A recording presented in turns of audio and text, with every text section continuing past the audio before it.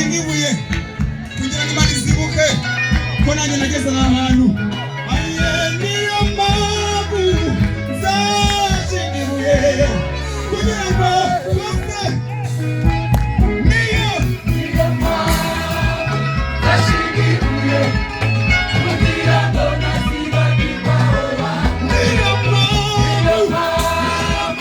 zashingibuye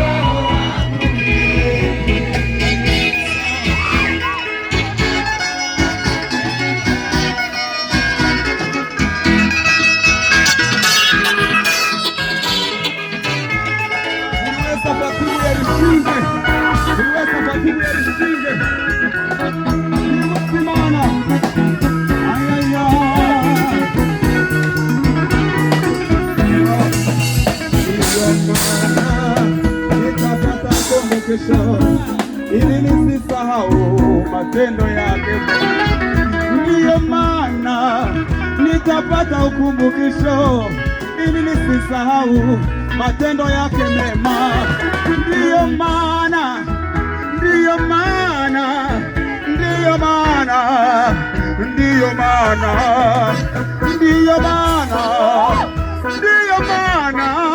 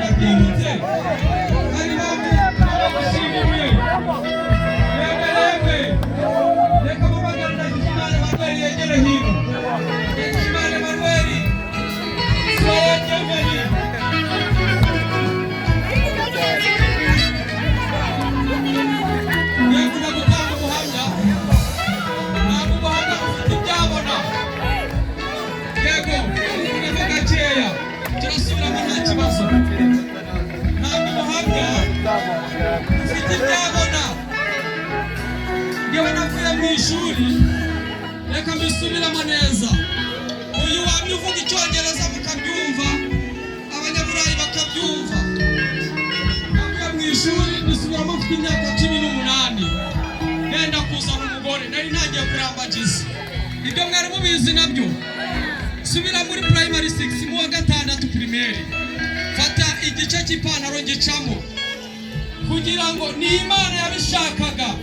Dore uyu mugabo, uyu n'umugabo babiri ko nisa ari muri korari kandi marebe nta kintu wabwira abantu bari aha kuri ubwo buhamya. Haleluya, amen.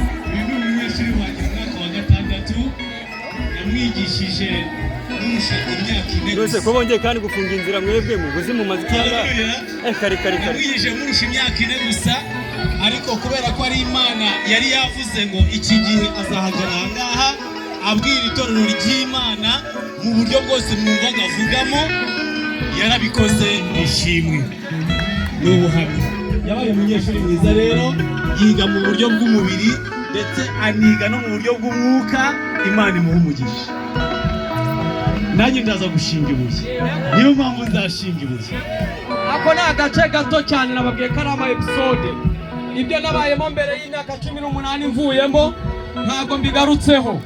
Imana yabanye nanjye, umwana w'imyaka 18 atega ikibuno baragikubita, niga segonderi mu wa mbere ndayirangiza, fatiraho kaminuza ndayirangiza, masters sigaje umwaka umwe. Amafaranga Imana yarayampaye, Imana nishimwe, Imana niyo gushingirwa ibuye.